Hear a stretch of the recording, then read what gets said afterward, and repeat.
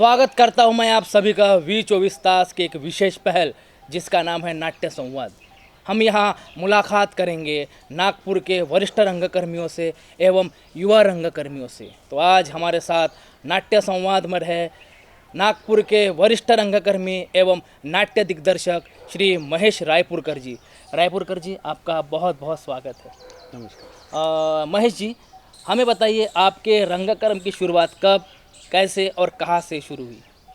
रंगकर्मी की शुरुआत ने स्टेज पे सब मैंने पहला कदम रखा वो हमारे प्राथमिक शाला में और बाद में नवयुग विद्यालय में 8वीं क्लास में था। तब नाटक का नाम था जूलियस सीजर। शेक्सपियर जी की स्क्रिप्ट थी जी। जी। फिर उसके बाद आपका रंगकर्म कैसे हुआ उसके बाद? उसके बाद ने मेरा जब कॉलेज में मैंने प्रवेश किया तब मैं काफ़ी नाटक पढ़ चुका था, देख चुका था, लेकिन जब नाटक का पहला चरण मेरा नेशनल कॉलेज में तो मी नव्हे ये नाटक से हुआ। मराठी नाटक। और उस नाटक में मुझे पहली बार स्टेज पे तीसरे क्रमांक का पारितोषिक मिला था। क्या बात है। और उसके बाद उसके अगले साल में जब पदरी पडलं पवित्र झालं ये हमने हास्य नाटक जो किया था उसके दिग्दर्शक थे मदन जी गडकरी जी। और उस नाटक में मैंने सबसे ज़्यादा प्राइजेस उस नाटक में मुझे 5 प्राइजेस मिले थे, जिसमें बीमर स्पोर्ट की ढाल, नूटा का प्राइज और वैयक्तिक प्राइज, कॉलेज के प्राइज मिला कि मुझे 5 पारितोषिक मिले। मतलब उस नाटक के लिए आपको कुल 5 पारितोषिक मिले थे। जी जी। बहुत बड़ी बात है। धन्यवाद। महेश जी, फिर उसके बाद आपने मतलब जैसा वो 5 प्राइज आपको मिले, हाँ फिर उसके बाद का रंगकर्म मतलब आपने कैसा किया, कहाँ पर किया, उस बारे में बताइए। हाँ, उसी समय हमारे प्रथम गुरु थे भाऊसाहेब चांदेकर जी। उन्होंने राज्य नाट्य महोत्सव के लिए प्रयोग करके एक नाटक लिखा था और वो शायद पहले ही प्रायोगिक नाटक होना चाहिए नागपुर का। जी। वो नाटक 5 स्टेज पे खेला गया था और उस नाटक का भी तृतीय क्रमांक आया था और वो उसका प्रयोग हमने मुंबई में 1970 साल में किया था। बाप। और जो पदरी पडलं पवित्र झालं के लिए मैंने आपको बोला था, मदन जी गडकरी के साथ हमने रसिक रंजन करके संस्था निकाली थी जो अभी भी है। वो संस्था के थ्रू हमने पूरे हास्य प्रधान नाटक हमने प्रस्तुति दी। किशोर माटेगांवकर के पराग थिएटर्स था, वहाँ भी हास्य नाटक यानी बबन प्रभु वगैरह के नाटक में काफ़ी मैं मज़ा लेता था और लोगों को भी, दर्शकों को भी मज़ा देता था। तो हास्य नाटक ये आप स्पर्धा में करते थे या फिर ऐसे भी करते थे? नहीं, स्पर्धा ये हमारे गणेशोत्सव बोलो या कहीं बाहर गाँव हमको कहीं जाना पड़ा तो वहाँ के लिए हम हास्य प्रधान नाटक के लिए मुझे काफ़ी लोग बुलाते थे। मतलब पब्लिकली मंचन होता था? पब्लिकली मंचन होना था। महेश जी, फिर उसके बाद आपने बहुत सारे बाल नाटक भी किए। हाँ जी, उस बारे में बताइए। हाँ, बाल नाटक यानी अब हम तो काफ़ी बड़े हो चुके थे। उस ज़माने में रंजन कला मंदिर, देव बाप्पा संस्था, ये छोटे छोटे बाल कलाकारों को लेके बाल नाट्य प्रदर्शित रेसेस में उन्हें लेके इसमें प्रस्तुत प्रदान करते थे। तो हमने ये सोचा कि क्यों हम बच्चे बनकर बाल प्रेक्षकों का मनोरंजन करें। इसीलिए हमने बड़े मित्र लोग हमारे जो सुभाष मंडल के वजह से और इसमें हमने बाल नाटक भी प्रस्तुत किए और उन्हें काफ़ी अच्छा रिस्पांस मिला। लेकिन मैं आपको बात बताता हूँ रोशन जी कि बालकों के लिए यदि तुमको नाटक करना है तो आपको उनकी मानसिकता देखते हुए करना पड़ता, नहीं तो हम जो पर्चे बांटते थे वही हमारे आंख पे स्टेज पे आते थे। मतलब बाल नाटक करना कोई आसान काम नहीं है, ऐसा आपका कहना है? आसान काम नहीं है। तो बाल नाटक में आपने भूमिका की, बाल नाटक का डायरेक्शन आपने किया है महेश जी? नहीं, बाल नाट्य का मैंने एक ही बाल नाट्य का दिग्दर्शन किया था, लेकिन काफ़ी नाटक दिग्दर्शित मदन गडकरी द्वारा ही हुए। जी जी। मदन गडकरी जी, वही पोहा चालला महादेवा, ये जो बड़ा ही प्रसिद्ध नाटक था, हाँ, उनके डायरेक्टर साहब। जी जी। महेश जी, फिर आपने बहुत सारे एकांकिका की है। हाँ, उस बारे में बताइए। एकांकिका यानी मैंने एकांकिका सबसे पहले की वो पद्माकर डावरे एकांकिका स्पर्धा, बाद में विदर्भ साहित्य संघ का इंटीमेट थिएटर देवाशीष राय के साथ किया हूँ, किशोर माटेगांवकर के साथ किया हूँ, मदन गडकरी के साथ तो मैं था ही मैं स्पर्धा। तो ऐसे काफ़ी मेरी बाल एकांकिका भी मैंने दिग्दर्शित की है और नाटक ज़्यादा किया क्योंकि मैं अभिनय में ज़्यादा ये करता था। और दूसरी आपको खास बात मैं बताता हूँ, मेरा पाठांतर तब अच्छा होने की वजह से मुझे काफ़ी संस्थाओं मुझे बुलाती थी समय पे। एक वाक़या था, अवध्य नाटक जो हुआ था तो उसमें देवाशीष राय ने रात को 12:30 बजे मुझे रामदास पेट में बुलाया, बोले यार महेश परसों अपना प्रयोग है अवध्य नाटक में, तेरे को काम करना। मैं तो हपका ही गया। बोला मैं 2 दिन में कैसा नाटक करूँगा। तो उस समय में अपने हमारे मित्र जो अभी नहीं रहे, शंकर भाके जी थे, उन्होंने शंकर को बोला जा रहे महेश को अंदर लेके जा और उसको सुना दे क्या क्या करना है। महेश जी हमको ले बोले। ऐसे वक्त मुझे खास करके बुलाते थे और मैंने शंकर भाके जी का रोल बड़ी अच्छी तरह से निभाया। प्रेक्षकों ने दाद दी, यही मेरा। मतलब आप इंस्टेंट एक्टर थे कि पट से बुला दिया, पट से याद करके जी। प्रवेश कर लिया। जी। महेश जी, आपने एकांकिका की, उसके बाद आपने 2 अंकी नाटकों में बहुत सारा काम किया था, उस बारे में बताइए। 2 अंकी नाटक मतलब जो 2 घंटे के नाटक होते, 3 घंटे का नाटक हाँ, होते। पहले 3 घंटे के नाटक भी होते थे जी, फिर बाद में 2 अभी घंटे के हुए। 2 अंकी हो गए। जी वैसे तो हमने सुना है कि 12-12 अंक के नाटक हुए, हाँ। लेकिन अभी ये प्रथा चल रही है कि अभी 3 का हो सकता है, ज़्यादा स्पैन होता होगा, तो इसलिए फिर सेटिंग का पहले सेटिंग चेंज होते थे, इसलिए शायद हो सकता है 3 अंक की। अभी 2 अंकी में भी मैंने काम किया हूँ नाटक। जी जी। महेश जी, जैसा कि आपने एकांकी में काम किया, बाल नाटक में काम किया आपने, 2 अंकी नाटक में काम किया, 3 अंकी नाटक में काम किया, आपने उसके साथ में महानाटक में भी किया, तो उस बारे में बताइए। हाँ, महानाटक में, हाँ शायद मेरा पहला बाल महानाट्य था, वो शायद आप भी थे उसमें औरंगाबाद में किया। जी और उसमें अचानक मुझे शैलेंद्र बागड़ी जी के यहाँ जाने का मौका मिला। जब ऑडिशन थी, किसी को लेके गया तो शैलेंद्र जी ने मुझे श्री कृष्ण में रोल दिया, बाबा साहेब आम्बेडकर में मैंने काम किया, तो वो भी काफ़ी मेरे को अच्छा एक्सपीरियंस रहा। राजिम में हम गए थे, उनके पूरा 3 दिन का राजिम हमारा महोत्सव था। छत्तीसगढ़ में काफ़ी अच्छा, उनका ऑर्गेनाइजेशन भी अच्छी रही, बहुत ही अच्छा हमको अनुभव आया वहाँ। महेश जी, जैसा कि आपने इतना सारा रंगकर्म किया है, तो आपने जब रंगकर्म किया और अभी का जो रंगकर्म हो रहा है, उसमें आपको कुछ बदलाव नज़र आता है? बदलाव नज़र आता है नहीं। जब हम नाटक में काम करते थे तो सभी कलाकार बैक स्टेज से लेके तो कोई भी टेक्निकल होगा, एक टीम रहती थी। अभी उसका विभाजन हो गया। जैसे कि ये जी कोई हम नाटक में गए तो हम ये नहीं जानते थे कि हम रोल कर रहे हैं या अभिनय कर रहे हैं, हम सब जगह घुसते, स्टेज लगाने से, लाइटिंग करने से सब है। लेकिन अभी वो माहौल नहीं रहा है। मुझे दुख के साथ कहना पड़ता है कि किसी को बोल नहीं सकते, कोई अभिनय करने वाला हो, भैया तू ये काम कर, तो वो नहीं बोलता, सीधा आएगा, मेकअप रूम में जाएगा, अपना तैयारी करेगा, स्टेज करता है। जो मुझे ज़रा नहीं पसंद। महेश जी, आपने अभिनय दिग्दर्शन के साथ आपने मेकअप और प्रकाश योजना में भी काम किया है, और आपको प्राइज़ भी है, तो उस बारे में ज़रा बताइए। मेकअप के बारे में तो आपको हंसी आएगी कि जब मैंने मेकअप आपको बताया था, रामनवमी की जो यात्रा थी, तो हमारे शंकर मगरकर जी थे, काफ़ी अच्छे थे, उनका नाम है। वहाँ ये शोभा यात्रा होती थी ना, तो वहाँ मेकअप करते थे और वहाँ हमने मेकअप करना सीखा। फिर धीरे धीरे जब हम स्टेज पे आए तो वो हमको मार मार के बोलते थे, अरे ये लाओ ना, ये लगा ना, अब ये फिनिशिंग करना। तो धीरे धीरे मार खाने से आदमी बहुत जल्दी बढ़ जाता है, सीख जाता है। तो हम भी अपना मेकअप करना शुरू किया।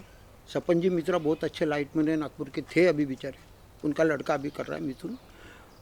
सपन जी के साथ मैंने काफ़ी लाइटिंग के बारे में बहुत कुछ सीखा। कभी कभी उनकी तबीयत यदि अच्छी नहीं रही तो मैं खुद लाइट करता था। लाइट करते करते वो बंगाली आदमी था, वो बाकी भाषा के भी नाटक, तो मैं उनको बता के ये करके हम दोनों मिलके बहुत अच्छा लुत्फ लेते थे और काफ़ी साल मैंने उनके साथ काम किया। महेश जी, आपने बहुत सारे नाटकों में काम किया, तो आपने बहुत अलग अलग रंगकर्मियों के साथ काम किए होंगे। नागपुर के झाड़ीपट्टी में आपने काम किया होगा, मुंबई में आपने प्रयोग किए होंगे, तो ये उसके बारे में ज़रा बताइए। झाड़ीपट्टी के बारे में बोलूँगा तो हमारे मित्र थे पोल कुंवर जी, तो उनके साथ उन्होंने नयन तुझे बावरे, ये झाड़ीपट्टी का एक नाटक मेरे लिस्ट में, उसमें मेरे को काम करने को मिला। लेकिन नौकरी में होने की वजह से मैं काफ़ी वहाँ जा नहीं पाया। अब रहा दूसरा सवाल, क्या पूछा था आपने? आपने मुंबई में भी प्रयोग किया, नागपुर के बाहर भी बहुत सारे नाटक किए। मुंबई में मैंने जो नागपुर में हम किया था तो कुलदीप पवार के साथ किया था, वो चकोले जी कोई थे। तो उनके बाद हमारा एक देशमुख करके लड़का था, अच्छा, वो हमको नागपुर के कलाकारों को लेके हमने यशवंत में भी नाटक किया हूँ। यशवंत नाट्य मंदिर, यशवंत नाट्य मंदिर, रविंद्र नाट्य मंदिर, यहाँ मैंने काम कर चुका हूँ। जी जी जी।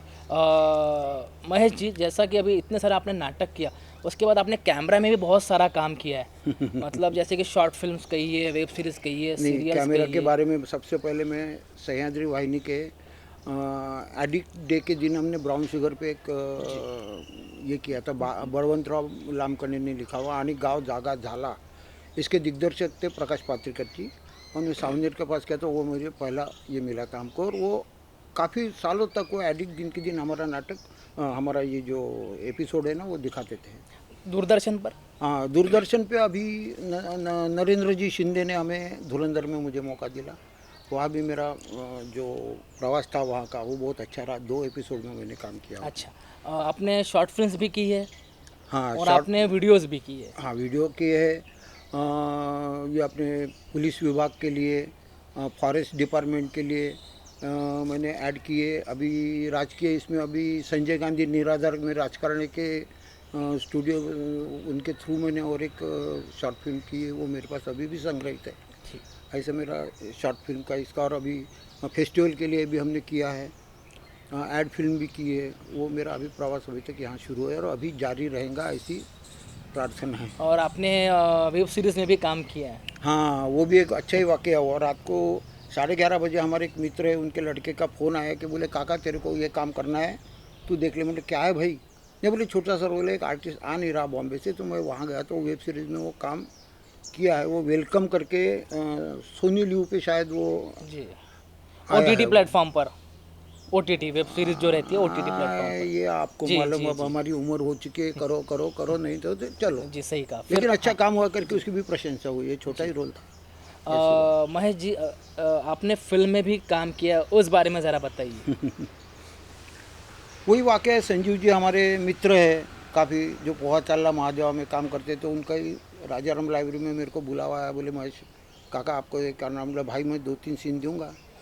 बोले काका, बोले लो बजट फिल्म है। बोले मैं पैसे के लिए थोड़ी कर रहा हूँ, तूने बोला मैं 3 सीन दूंगा। लेकिन वो पिलंट्री जो पिक्चर था वो काफ़ी, उसका विषय काफ़ी गहन था और अच्छा था, वो कुछ जो संदेशात्मक भी था। तो उसमें कम से कम मेरे 10 सीन उन्होंने लिए।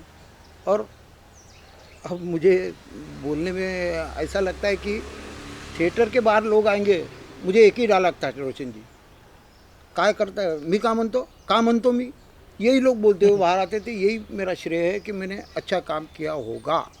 मतलब जो डायलॉग से आपका, जो आपने डायलॉग कहा था, काफ़ी फेमस हुआ था। पॉपुलर हो गया। और एक ही डायलॉग तो पूरे मतलब इसमें। मतलब ऑडियंस वो डायलॉग लेकर ही हाँ, आप। लेकिन वो भी डायलॉग मी का म्हणतो ये जो डायलॉग था ना, इसमें डिफरेंट मूड थे, जी, छटाई अलग अलग थी।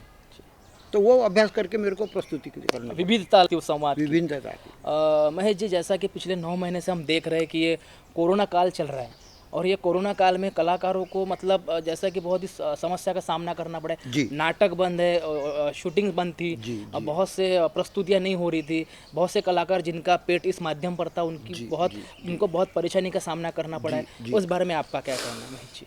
देखिए आपने बहुत गहन सवाल किया है। जी सबसे पहले तो मैं जाऊंगा झाड़ीपट्टी रंगभूमि की तरफ। जी जो बेचारे दिवाली के बाद में मार्च होली तक के जो हर दिन हर जगह हर गांव में मंडई होती थी, वहाँ प्रयोग होते थे, आज बेचारे वहाँ के लोगों की अवस्था बहुत ही खराब हो गई है। वैसे भी हमारे हौसी रंगमंच है, वहाँ भी देखिए आज बोलते तुम नाटक करो, थिएटर ओपन करेंगे, लेकिन आज मुझे बताओ आज तुम प्रोडक्शन कॉस्ट कितनी बढ़ेंगी।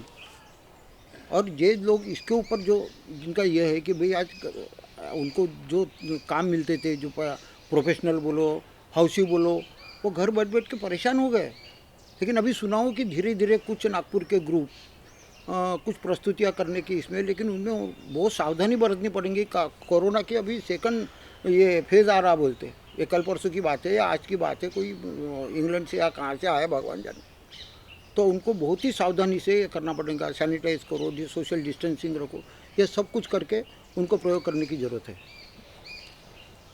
महेश जी, आपने इतना सारा रंगकर्म किया, कैमरा पर भी आपने काम किया। आप मतलब जिस वक्त से नाटक कर रहे हो, आप अभी भी युवा रंगकर्मियों का नाटक देख रहे हो, तो आप ये बदलती हुए नाट्य धारा को आप जब देखते हो, तो आपको क्या लगता है कि आने वाले समय में कोरोना के बाद का नाटक कैसा रहेगा? मतलब इसके बाद के नाटक आपको क्या देखते हो, मतलब कैसे अंदाज में दिखाई पड़ेगा नाटक अभी से, इसके बाद से? इसके बाद में जो अभी मैंने बताया सब कुछ आपको पालन करना पड़ेगा। जी।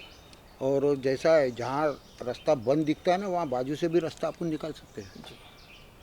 और यही उम्मीद रखते हुए हम कहते हैं बहुत अच्छा और बहुत जैसा पहले था, कुछ मर्यादा को न फानते हुए अपने को अच्छा प्रोडक्शन देने की ज़रूर कोशिश होगी। ये बम्बई से शुरुआत हो रही है।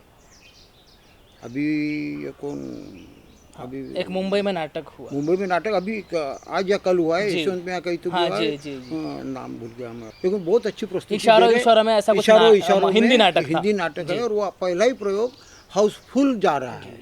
जी हाउसफुल है, सोशल डिस्टेंस की जितनी कैपेसिटी है उसमें वो कर रहे हैं, और मुझे लगता है धीरे धीरे ये और अच्छे तरीके से अपने नागपुर में बोलो या हर जगह प्रयास जारी है और होगा, ऐसी मैं परमेश्वर के पास प्रार्थना करता हूँ। महेश जी, बहुत बहुत आपका आभार कि आपने आपका वक्त निकाला और वी 24 तास के माध्यम से नाट्य संवाद पर आप अपने खास बातचीत नाटक की रखी। बहुत बहुत शुक्रिया महेश जी आपका। लेकिन रोशन जी, मैं आपका भी शुक्रिया अदा करना चाहता हूँ कि आपके चैनल ने मुझे चांस दिया, आपको काफ़ी इस आके मुझसे ये मुलाकात करवाई, ऐसा मैं बोलूँगा। धन्यवाद भी चैनल का। तो दर्शकों, ये थे नागपुर के ज्येष्ठ रंगकर्मी जिन्होंने बहुत सारा रंगकर्म नागपुर में किया, कैमरे पर भी बहुत काम किया। ऐसे ज्येष्ठ रंगकर्मी महेश रायपुरकर जी। वी 24 तास पर नाट्य संवाद के माध्यम से हम ऐसे ही अनेक कलाकारों को यहाँ पर रूबरू कराएंगे आपसे। देखते रहिए वी 24 तास। धन्यवाद।